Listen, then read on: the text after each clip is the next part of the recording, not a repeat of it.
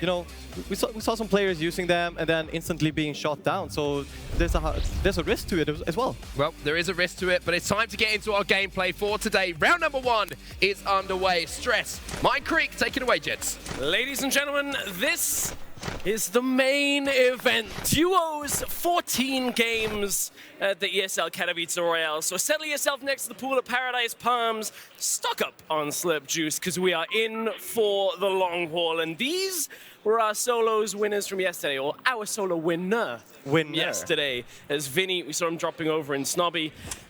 The distribution of teams, to start this off. How many teams do you think viably are going to be landing in the same spot? Because it's a whole lot more difficult than solos, right, to get that loot disparity. Yeah, that's right. Like we mentioned earlier, I think we'll see a lot of things changing after maybe 1 or 2 games. In the beginning, you might see some contesting going on, but you know, these players want to get to late game as soon as possible. I want to say that at the first couple of games. So maybe we'll see a bit more passive play here. 14 games total over 2 days. We are in for the long haul. No player has been eliminated so far. Yeah. So we're in. In fact, 2 players aren't in this. So we're with Blacks as Hunter does get downed, and Hunter actually drops the case. You can see that in the action feed. So 96 players remain on this one. So that's the first team going down to start this day off. And looking here at Black, so he does have a minigun and a attack shotgun. So that's in his advantage, but it looks like they will start to push in here like pretty fast. Down goes the Vic, tries to get the angle on the fight. Envy is going to get down to start this off. Blacks is going to try and spin up that minigun. Envy is out of here already, as the Vic takes a lot of damage. And now it's Sinnoh, 1 versus 2. The health is low on the Vic, but Sinnoh's going to take this one slower, just get himself behind a wall. And we see Vic here with his team, and Vic and Black, so just taking it really slow.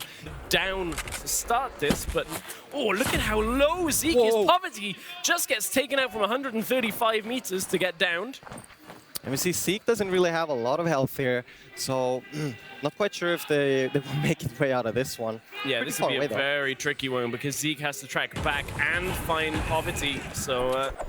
which is somewhat of a surprise, being such of a hotspot. Right, and maybe talk to us a little bit about why that could be, because I know some of the mobility, like the rifts, were changed on this southeast side of the map. We saw Poverty go there for a finish, but yeah, you know, we could get back to that in a second. We do have Tux here jumping into a little fight. Yeah, Provoked is here alongside him, and they're trying to get onto that first floor. Looks like Jules and M11Z, or Mies here, to try and take this fight. We do see a secondary team up on the mountain right next to them, so that's something you have to bear in mind. If you do take this fight, you will have the risk of another team jumping in.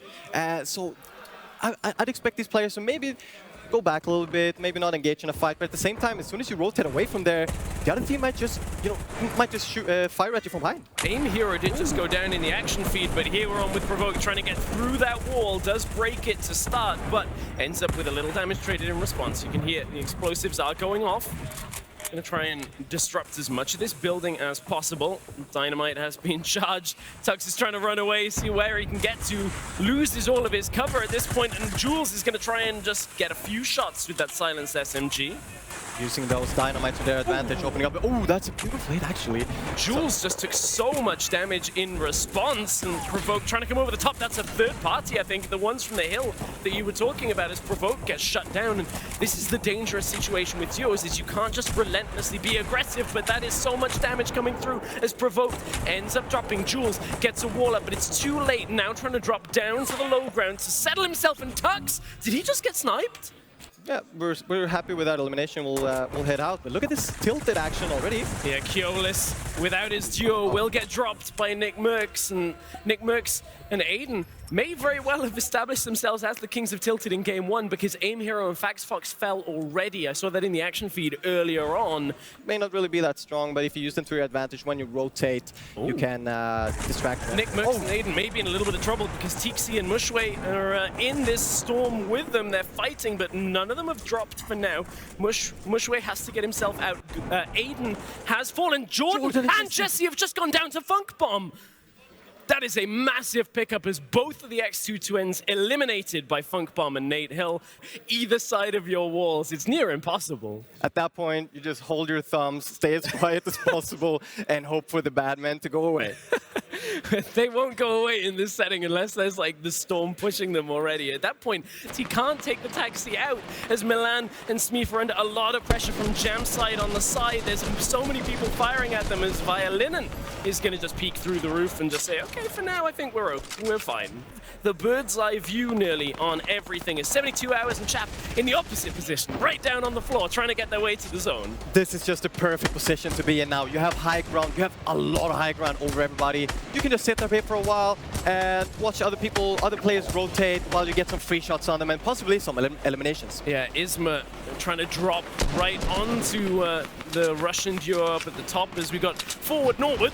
There's 4 eliminations to himself. Ares has 1 as well. So this is 25 points in the bag already, and 28 teams remain. 28 duos means we are only 3 elimination sets away from those placement points. So you don't want to drop now, otherwise you don't get any points for surviving. We just see the circle making it all the way back here to the southern side, and there's a lot of existing buildings there, so that might work in the advantage or in the disadvantage of other players. 7 SSK7's running the medic build right now. Campfire, mini potions, big potions, slurp juice, everything. He's like, I've got it.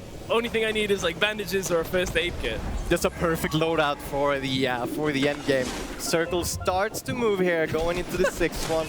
I love that sound, by the way. Skyd is trying to just angle his way through anything he can. 4 clingers in the inventory that we just saw, and they're going to become prevalent as here goes the movement. All the way with that storm. This build path is going to flow like a river, up the river and back down, because it is following its own track. A lot of eliminations just came through as Animal and Aspect trying to track it forward. Underneath them, Ghost, Bizzle, and Demo are making their way in. Myth's still alive. We're keeping an eye on that name because he's under so much pressure from people. That's why I'm tracking him so much. He had clingers, he had people shooting at him. 7 SSK7! That was full damage. They had such a good position at the top of the mountain and ends up getting eliminated early. 21 teams remain. We are into the points as Animal's going to get forced to move from that stink grenade. Not too far for now. Now the circle's making its way up again. It's going up, it's going down, it's going up. This is just very dangerous right now for players. There's a lot of builds going on, and Vinny just got himself an elimination. I saw it in the action feed here as well as Demo's tracking. He's one of the first ones on the move. And Chap, Zextro, at the bottom, on the floor of this move, and Zayt, look at this position for Saf and Zayt. That is what you want to see right now. If they have the materials to keep going, they have 55 builds on Zayt for now. And I love this building. They maintain their high ground while using their lower ground to their advantage, where another team is building right below them. So they do have that safe layer and can maintain the really, really high ground here. Yeah, and now we're on with 72 hours. One of the duos that just has so much expectation on them, and they're into the end game as Chap no longer in this game. Chap taken down by Tajovsky as the crowd roars once again. Just a lot of buildings here. This is going to be really difficult for players to make it through. Zayt and Sapphire still on the high ground. Right below them we have Momentos. Looks to be alone. No Vexy is with him. Saf and Zayt, they do have the builds, they have ammo available. Aspect picks one, 72 hours has got camo. Just saw that in the action feed as BloodX very low on the bottom. 2 eliminations for Saf and Zayt as they're trying to just keep as much of this position as they can. Tajovsky just got 72 hours. Talk about showing up in his hometown here. Tajovsky on Polish soil doing very well in game 1. Aspect with 2 eliminations to his name. Mitro's still in this game as he took down Svenos. Svenos dropping down there, as I said. I don't think Tajovsky can make it out of this one, though. He's dropping very low. He did eventually go out. Demo taking out. We're down to 5. 3 duos remain. An Aspect and Animal must be in such a good position. Demo down on the low ground. It's Zayt and Saf up on the top. This is an all-American brawl at this point as Aspect takes out Demo.